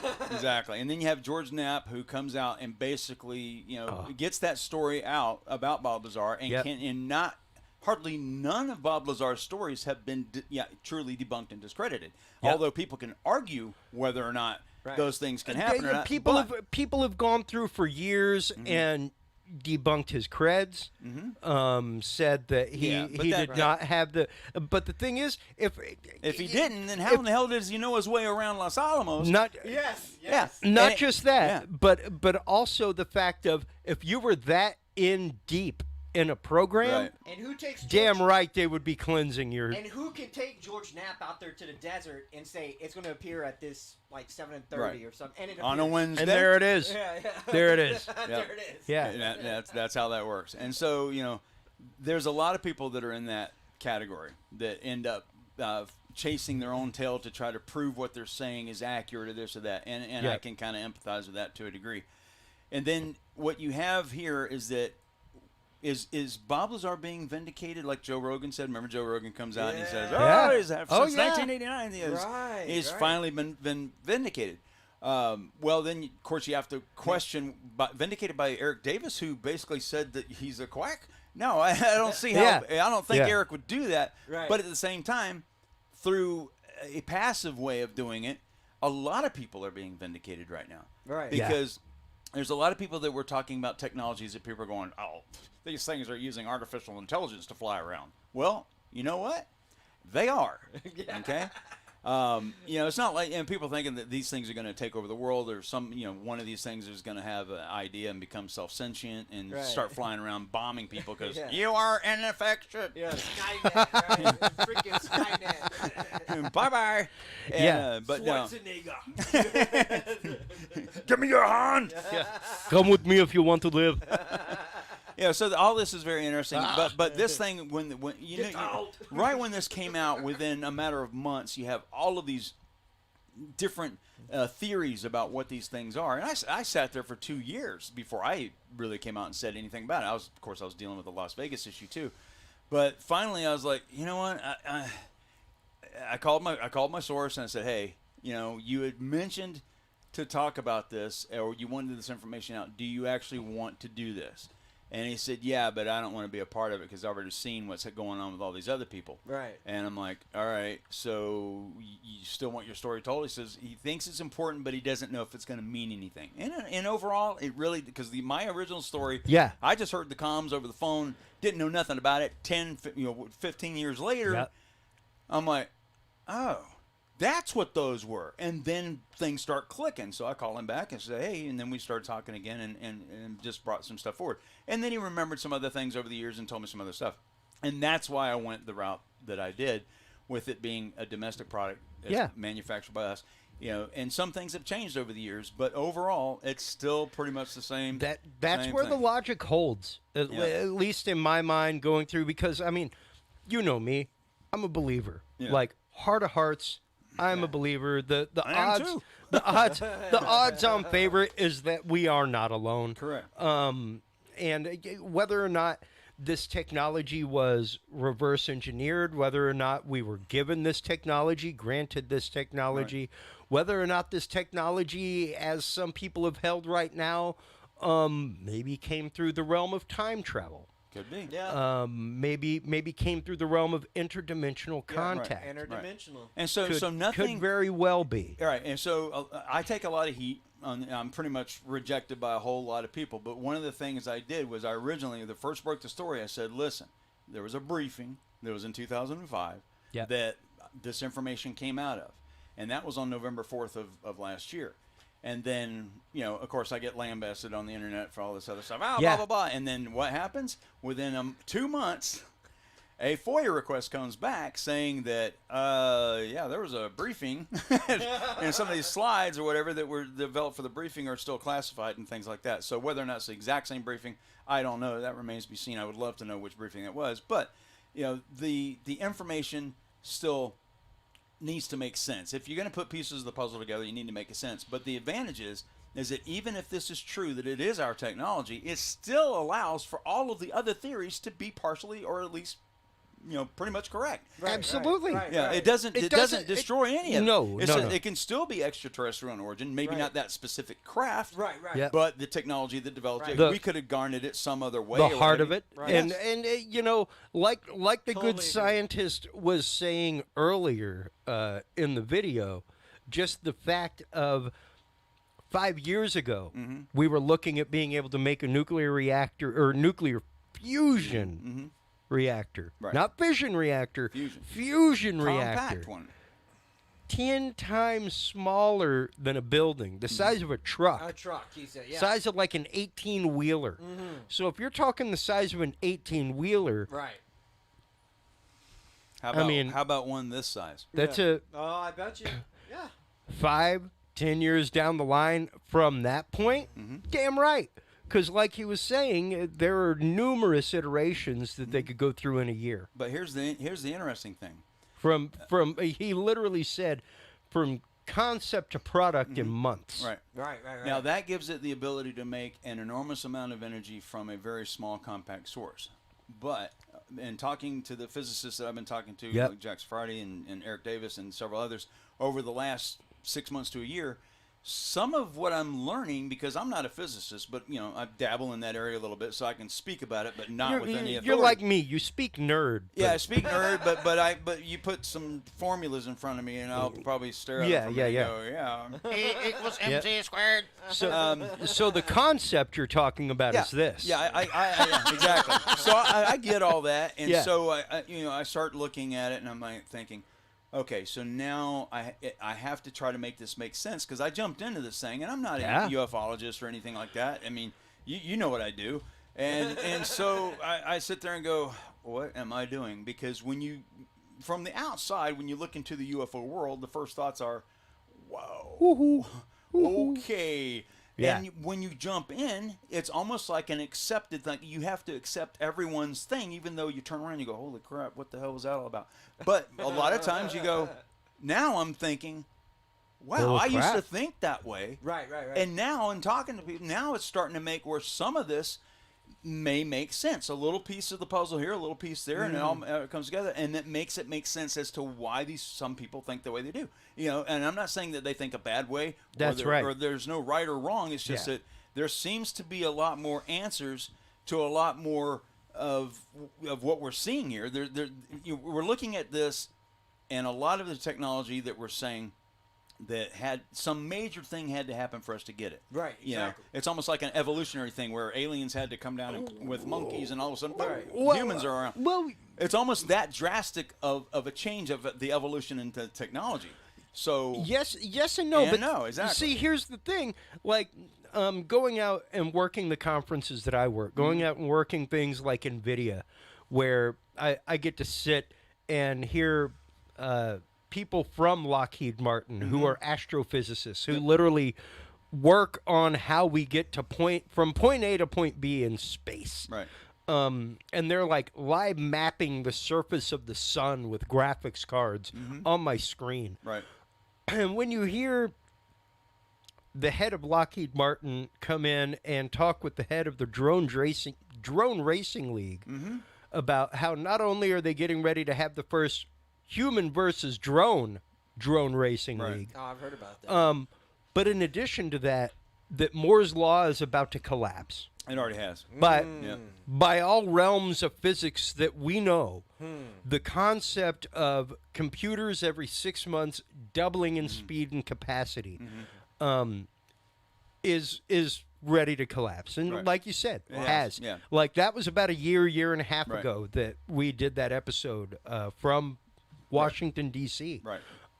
At the NVIDIA conference. So now you have, with Moore's law collapsing, you have essentially, we're not going to be making those drastic leaps or whatever, except every few years. It'll be a ridiculous leap of some sort of. But that's just it. Anything that's on our shelf Right. is years backdated. Yeah. Years and years backdated Right, if we ever actually see the real technology that gave birth to it. Right. So whenever you start talking about that and say, like, you know, it took some kind of extraterrestrial leap for us to get there. Yeah. Not necessarily. It's just like when the transistor came And out. I'm a believer. You know, I'm a believer. Exactly. Yeah, because we went from the vacuum tube to the transistor in a heartbeat. Well, look at quantum computing. Okay, Sure. so you have a computer. You have two computers sitting inside the same building at 9800 Savage Road up in Fort Meade, Maryland. Okay, so you have one computer over here that's basically a huge supercomputer. Okay, Yeah. that takes up mega amounts of rooms, so maybe 2,000 different processors. And in this other room, you have this little telephone booth size thing, and this one little chip in there that is going to beat that whole room. You actually had to call to the actual electric authority in Baltimore and say, Yeah. we're about to turn this thing on. Just so you know. Just so you You're know. going to get a brownout every time they turn the computer on. So then you have the D-Wave, which is the quantum computers that they have there. And they're starting to develop the ability, obviously, to use 3 instead of binary. You have zeros and ones. You have the other one, which is maybe. So you have take an equation that would normally take 10,000 years for that one supercomputer to do, and it can do it in, I think it was 200 minutes or something like that. It was able to calculate and figure that thing out. So now that is that drastic of a difference. So Moore's law has gone out of the equation one way, but a new thing has come in another way. That some of the leaps and bounds that we make in the technology, the breakthroughs that we're going to make, are of such a significant change that 5 years from now we would look back and go, wow, we would say 20 years. And keep in mind, 30, 40 years ago, remember when we were in high school, we're sitting there, oh, we're going to have fusion in 10 years. We're going to have fusion in 10 years. And it's still not here. But yeah. We did. Yeah. We had it. Yeah. We had it. Yeah. And it was in less than 10 years. Yeah. Exactly. It's just we're going to keep it for ourselves until we have some other reason to bring out because, gee, we got all these fossil fuels that my daddy's making so much money selling. Yeah, and just to bring this up a little bit more for you folks, here's a recent article that was shared to the Dudes and Beer Facebook page all of a week or so ago from Singularity Hub, the amazing new computer chip that is made of live brain cells. That is where computing is going. Yep. Wow. We are getting beyond the point of it just being a randomization of ones and zeros, an organization of ones and zeros, and really bringing it to the point of organics and being able to think. I mean, right now we've got Elon Musk saying that the Neuralink will be available within a year or so, and stream music straight to your brain. Yep. In a year? Wow. Man, they're talking pretty fast because they've been in development on Neuralink for a good 5-6 years now. Well, I remember the Neurophone. You remember the Neurophone, right? Yeah. I don't know if you've ever messed with that, Chris. I've messed with it. They even had, it was like probably 15, 20 years ago. They had a headset that you could actually put on, and you could actually fly a plane on your computer at home. It was, but it was super simple to figure out how to manipulate it. And once you did, then you realized, wow, I wonder how far this can go. So imagine if that was just something that they just, basically you wrap a metal detector around your head and you start thinking a different way, and you concentrate one way, and you can make the plane bank left or bank right, depending on what you wanted to do. So now take that a few steps forward. That's obviously where Elon Musk is going. And, you can imagine if you walked in their laboratories as to what, I had the pleasure of being there at SpaceX last July 23rd, I think it was. Yeah. Nice. And it was neat. I got to park in the black parking lot and go into the Dragon facility, and I was like, wow, this is crazy. Yeah. But those are things when you work in or you go to these places that do this technology and you see that leap of what's 5-10 years from now. The weird thing is this: they're working on stuff that in our minds we think is going to come out in 5 years. By the time they get to the 5-year mark, they've already got something that has leaped it, and they're going to hold this back and not even produce it and get the new item out. Yep. And so that's kind of where we're at on something, because a lot of people wonder, well, where are the flying cars at? Yeah. There's much bigger issues than flying cars, folks. Yeah. I don't know about you, but I don't want Uncle John flying over my house drinking a beer, throwing bananas at people. What the hell's this guy doing? Not when a drone could do it for you. Exactly. And that's exactly the article that I just brought up on screen a minute ago was from Forbes. Mind control drones, not as far away as you might think. No. That's from April of last year. Before that was when the one I was trying to find was the one from Jane's Defense Weekly. Oh. That was talking about the fact that pilots can now control up to 3 drones from their helmet. Right. And have full spatial awareness, 360-degree view in the cockpit. Yeah. That's amazing. When you imagine looking down and seeing right through your cockpit with the headset you have on, and then on top of that, being able to control your 3 wingmen just by going. Yep. It's like, hey man, go get it. Non-communicative. Non-communicative. Communications, like no words necessary. Wow. Being able to release a swarm of drones as opposed to chaff that just kind of goes out in the air and falls and fools missiles. This is like a, hey, come chase me instead. Right. Drone that can be going off and swarm of drones. Dude, that's amazing. So, man. these are things that are no longer science fiction. Right. They are fully science fact. We are dealing with them. They're here. This technology exists. Yeah, Star Trek, we left Star Trek way behind. Well, the funny thing about Star Trek is think of the technology that Star Trek alluded to back in the mid '60s. That's right. The tablet, the flip phone. Before that, dude, I thought about starting up a podcast with my brother because he's a huge science fiction buff, like huge, and I'm a big classic radio buff. Okay. So whenever I'm on the road, I'm typically, as I go to bed, like listening to old school sci-fi radio shows. War of the Worlds. And well, one of them that I love is X-1. And one of the first episodes of X-1, I think it was like the 3rd or 4th episode, literally talks about this computer that was made by mankind to ease the troubles and issue. And granted, this is like the 1940s, early 50s, folks. Damn. They're talking about this computer that was made by the scientists of mankind to solve the major issues of mankind so that we didn't have to think about that anymore. And it was so advanced that it stored data on atoms. And guess what? That it wrote data on atoms. We're talking quantum computing in like 1946. Right. Yeah, that's insane. We had barely mastered flight. Yeah. We had yet to travel supersonically. Right. And here you Yet still we're talking about the possibility of writing information on atoms. Yep. Wow. Absolutely. And this is where the mind of science fiction was so long ago. Right. And even to take that one step further. Was it somebody's imagination, or was it somebody with knowledge?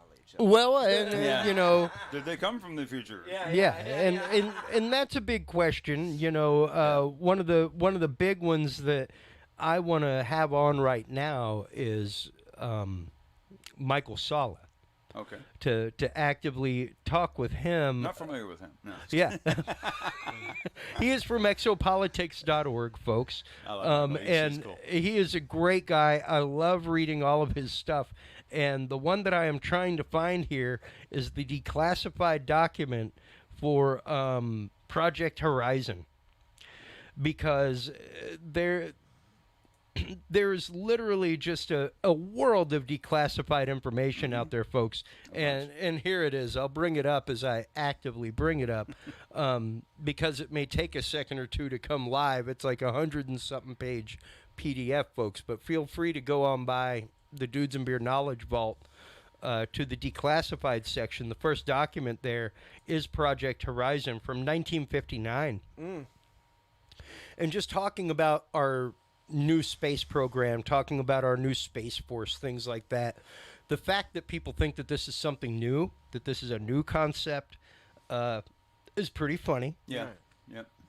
It is. We have had the United Space Command. Yeah. Well, you had the Ninth Wing, and you had you have your ISR, which is going to be a mixture of several wings, but you had Space Command for the longest time, and effectively Space Force is literally Space Command. I was going to say it's on steroids. Yeah, on steroids. Right. Just basically moved Yeah. over. It's the same number of people. They got more than radar now. Yeah, they have a similar job. Yeah, they got a lot more now. Are you ready for a tic-tac? Yeah. Yeah, so we can chase it now. yeah, right. So all of this new technology, and I guess it's appropriate that Trump gets to push that forward, because I couldn't see that occurring under a Democratic led White House. I just don't see that pushing forward. So I'm glad that it's done. It's entrenched, because the Navy has the Marines, which is the offshoot of the right. Navy. Air Force has Space Force, which is already something they're used to. But now it also makes the inner workings between the especially the intelligence agencies being able to work together. You got all these That's right. all these that are That's under right. the DoD, which is NRO, NSA, all these different agencies that can now more directly interact with the technology that they are going to be utilizing, which we could get into that, but that's a whole nother world, a whole nother show. And I just wanted to bring this one up because 1959, like here we are in 1959 talking about an actual program to build a lunar base. Yeah. And we hadn't even put a man in space at that point. Nope, absolutely not. And like here we go, like 1961. Yeah, just to see the signatures that are on this and the people that are involved in that project in and of itself in 1959. Right. These are long held concepts, folks. Yeah, and there's these a lot are of nothing forward-thinking new. people back then. These are nothing new. We of course had people like the good Alan J. Hynek, things like that, who were in charge of Project Blue Book, that were great scientists, but quite obviously in charge of just kind of muddying the waters, let's just say. Yeah. And purposefully muddying the waters, I think. Yeah. If anything, to keep a hat over exactly what Truman was saying as he left, was so many times we play his outro speech, But the point that I always bring up is listen to the desperation in his voice before he brings up those immortal words of beware the industrial military complex. And what he basically says is... I thought that was Eisenhower that did that. Wasn't it Eisenhower? Yes, sorry. But it's the fact of we had to go through extreme measures to make this happen. Right. We had to get rid of some of your rights. We had to give people power that they probably shouldn't have. Keep that in check. Get rid of that because you don't want that. Right. And that's Big Brother looking over us, making the decisions for us, and things like that. And there is a certain point where enough is enough. Yeah. If Lou at TTSA is basically holding a lot of information in that he's going to slowly reveal through his television program because he thinks they need to do this TV show to slowly allow us to build up to this, no, it's not. Not really necessary. So now it's using it to his benefit, if that was. Yeah. Not necessary, but it sure is a way to. Right. But I also wonder, is he being fed information to make him believe all this, and is he legitimately? Does he not know that he's doing this or a part of it? Do I not know that I'm legitimately a part of this or whatever? Is someone feeding me crap? Well, and that's just it. Like that's a lot of what we talk about on this show is the process of disinformation, is the purposeful process of disinformation, leaking things, making sure that truth is obfuscated. Yeah, and that's why I physically leave where I'm at and I go to these places and I check it out for myself, because to have information fed to me, I can't deal with that. So I have to go do it, and it puts me in a weird spot a lot. And which is very frustrating because you just have to deal with the outcome from it, and you lick your wounds and move on. But when you start looking at what you're trying to get, the information you're trying to get out to the public, you find yourself holding some back. Right. And then you go, I'm a miniature government right now. Yeah. Because I'm actually sitting on 3 pieces of information that I would just love to stream out right now. But you can't. But you can't. Responsibly, you can't. Yeah. I normally wait for my typical at least three confirmations. One of those has to be from outside of the United States. Yeah. So in other words, you're waiting for that one other person to kind of, or 3 other persons, according to you, right? That's just me. Yeah. Like whenever I'm looking at a story, it will be rare that I post anything to the Dudes and Beer group without it being somewhere else. Oh, yeah. So he's waiting for someone to call Yeah. and say, It's hard to take the first step, right? Yeah, it is. I don't want your Chinese seeds. Thank you. What are these Chinese seeds? I was going to send you some Chinese seeds. And that becomes a true issue for a lot of people. When they sit there and like Lou may be going through the exact same thing. Right. He's got 38 different DIRDs that he has that, each one a little different. Some of them still classified. Some of them have been leaked out to the public. And you start looking at him and you're going, okay, I can see where some of this he has to work with. And he's like, I got to protect my security clearance. Well, you screwed that up when you did the 1910 form, so I'm not falling for that one anymore. But I still want to take a look at what else we have to offer, for everyone, and when is this going to occur? You know, there's a certain point where we're all itching. We want it in our lifetime and things like this.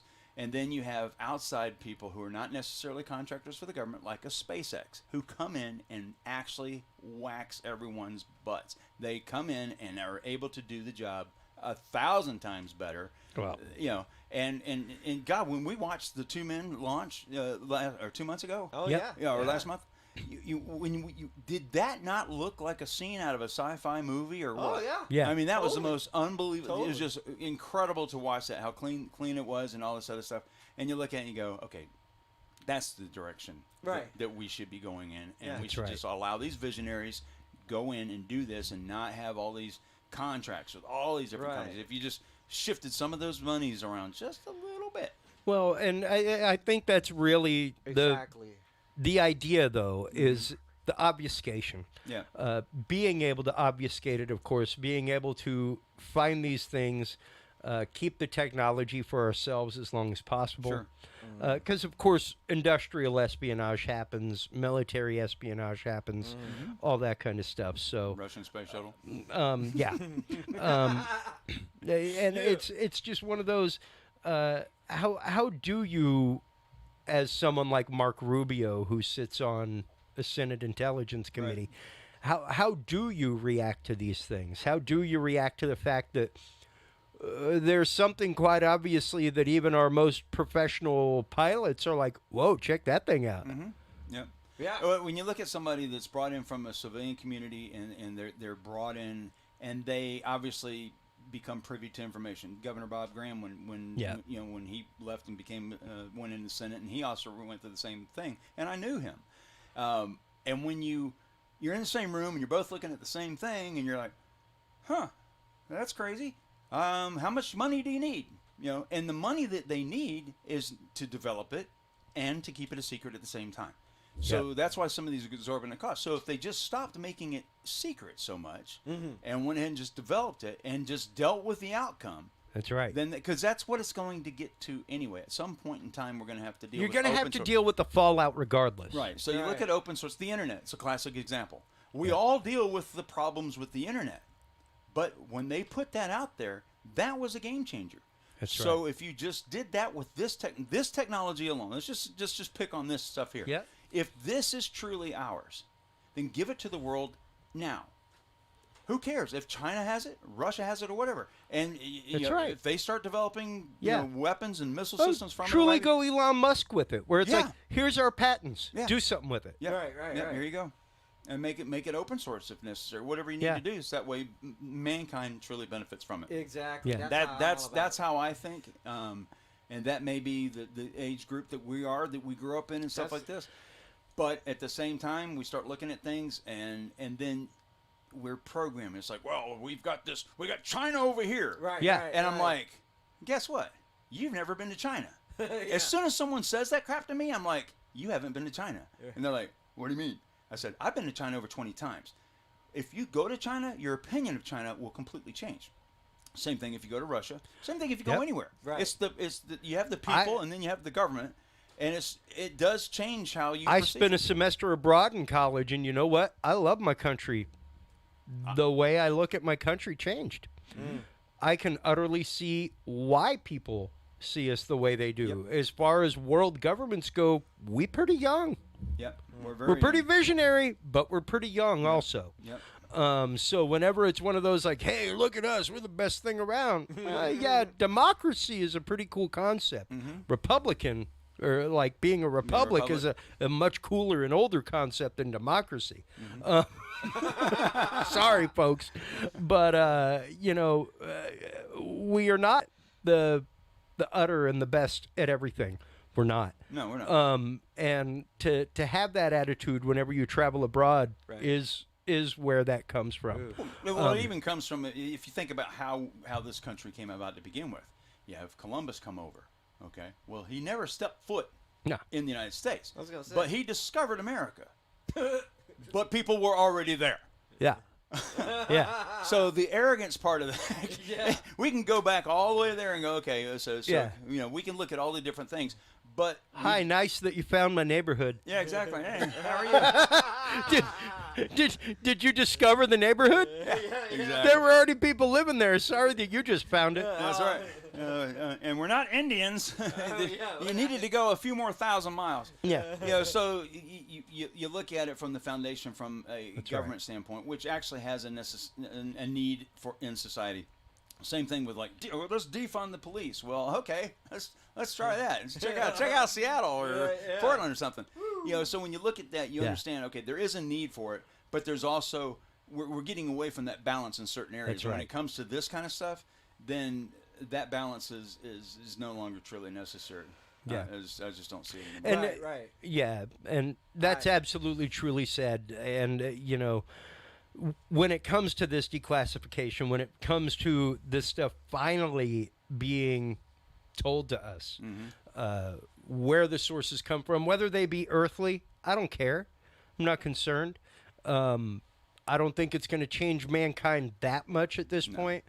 but we definitely do need to progress, move on. It Yeah. is time for that next step. Yeah. It's time to let people know things. So, Mike, thanks as always for coming on the show, man. I mean, I'm glad I happened to be it's in town always today. always a great and revelatory conversation. I'm so glad that you were actually able to come in, be in studio for this, and for us to meet face to face the first time. Nice meeting this guy Epic. here. Yeah, dude. Steven, East Coast yet? buddy, I love you, bro. man. Thank you so much Oh, for coming dude. on tonight. What a hell of a 5th anniversary. I know, man. It's It's been a heck of a ride, and to be where we are now from where we started in episode 2, man. It's a great thing. It's a beautiful thing. Thank you so much for being there, Steve. Audience, thank you all so much for being there this whole time. Keep tuning in. Keep coming back. Check us out on dudesandbeer.com. That's where you can find everything from 5x5 News on our videos section there on their YouTube page. Website coming soon, hopefully, from them. Until next time, everybody, remember, if you can't be good, be good at it. Thanks for listening to this episode of the Dudes and Beer Podcast. To listen to our audio streams or chat with us live, download the official Dudes and Beer app for Android and iDevices, available on Google Play and iTunes markets. For more episodes, content, and information, visit us online at dudesandbeer.com. You can also find our episodes on Breach.tv, iHeartRadio, Spreaker, SoundCloud, iTunes, YouTube, Stitcher, or your favorite podcast service. Dudes and Beer is a proud member of the HC Universal Network family of podcasts. For more about our sponsors and other podcasts on this network, visit hcuniversalnetwork.com. Thanks for listening, everybody, and until next time, drink responsibly.